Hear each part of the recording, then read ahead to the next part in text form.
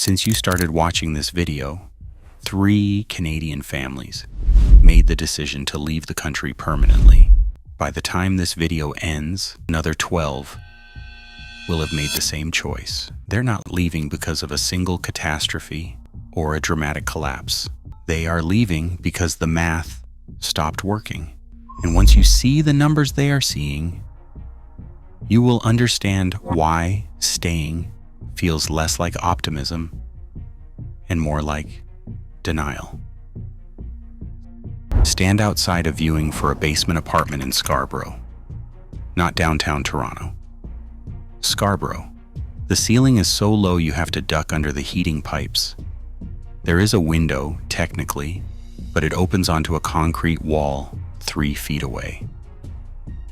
The carpet smells like mildew and something else you cannot quite identify. You count the people crowding into this space with you. 14 people competing for a basement that barely qualifies as livable.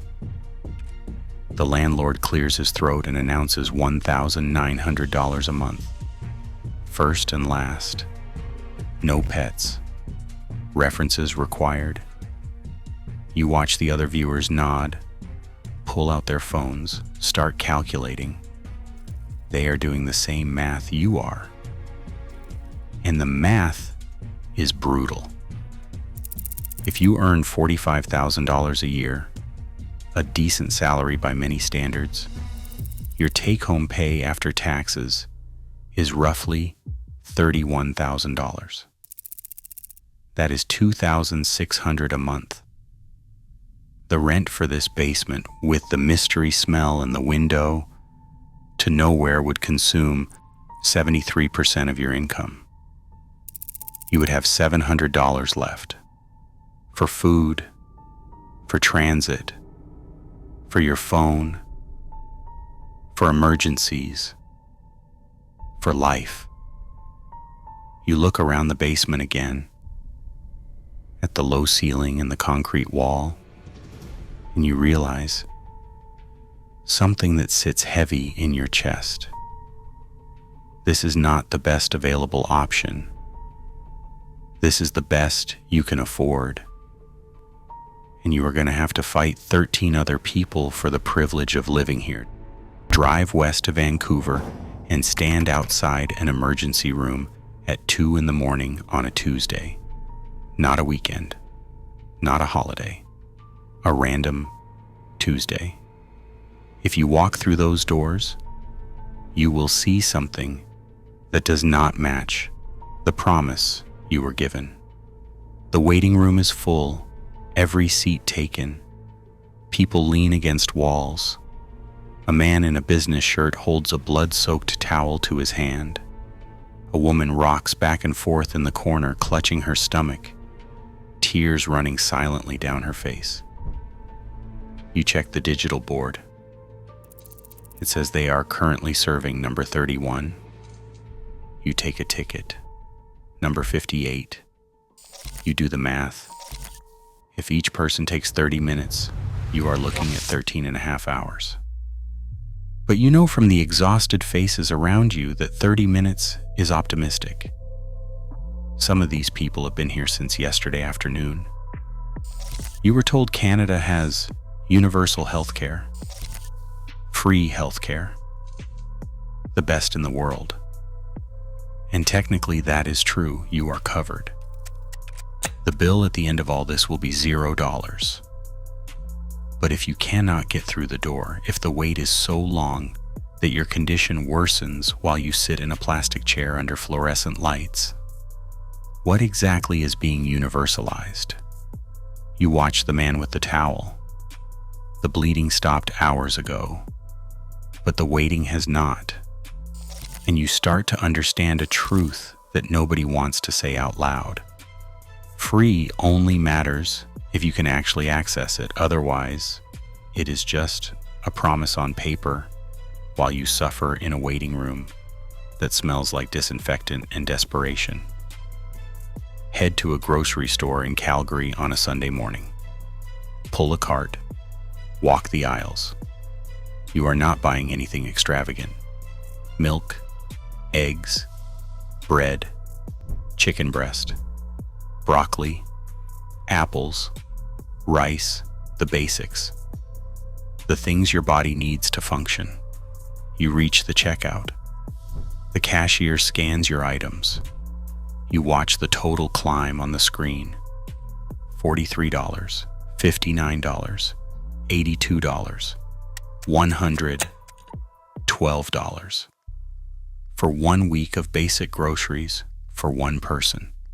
You think back to 3 years ago. This same cart, this same store, cost you $68. You are not buying more. You are not buying better. The food is identical, but somehow, in 3 years, the price jumped 65%. You check your pay stubs when you get home. Your salary increased 9% in that same period. The gap between what you earn and what things cost is not closing, it is widening. And every time you go to the store, it widens a little more. But here's where it gets strange. You start talking to older Canadians, your parents, your aunts and uncles, people who built lives here in the 70s and 80s. You ask them how they made it work. And their advice sounds like it's coming from a different country. They tell you they bought their first house at 26. They tell you one income was enough to support a family. They tell you university cost $2,000 a year and you could pay for it with a summer job. They tell you groceries were cheap, rent was reasonable, and if you worked hard, you moved up. Their advice isn't wrong. It's just designed for a version of Canada that doesn't exist anymore. You pull up the numbers. In 1980, the average home in Toronto cost 6 times the average annual salary. Today, it costs 16 times the average salary. In 1990, rent for a one-bedroom apartment was roughly 25% of median income. Today, it's 50%.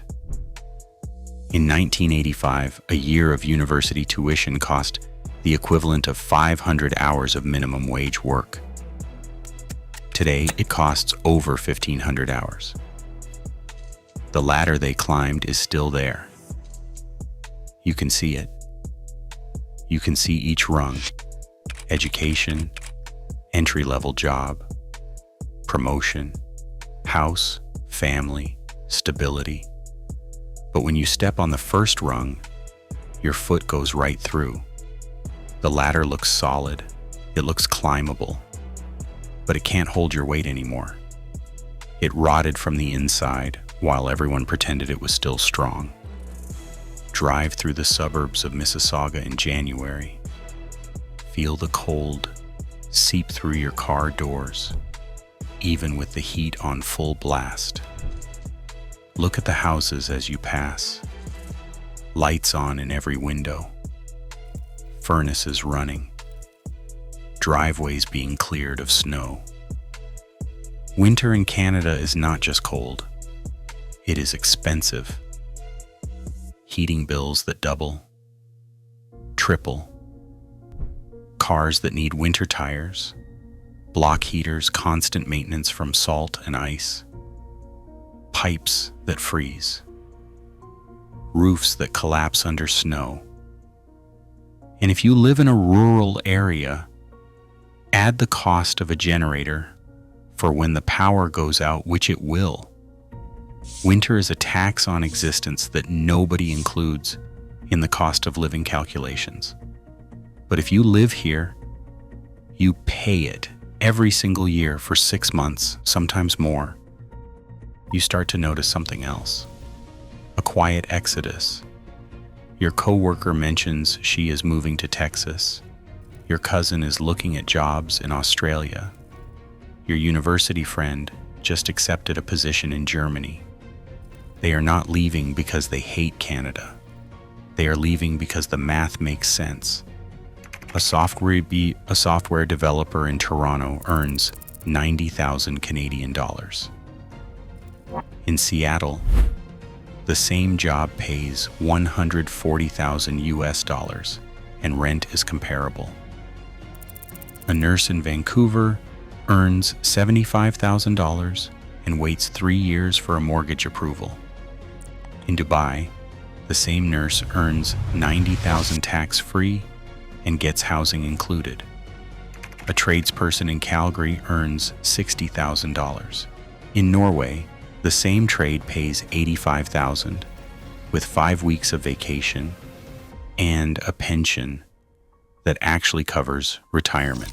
They are not chasing adventure. They are chasing math that works.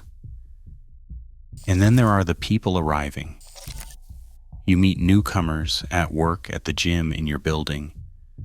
They came here with hope, with degrees, with skills, with the belief that Canada rewards hard work. You watch that hope drain over months. Their foreign credentials are not recognized. Their years of experience do not count. They are told to go back to school, to spend thousands of dollars, to spend years re-qualifying for jobs they have already done for a decade. Meanwhile, they are working survival jobs, driving for Uber, delivering food, stocking shelves, not because they are unqualified, but because the system treats them as if they are. And after 2 years, 3 years, some of them leave. They go back home, or they try another country.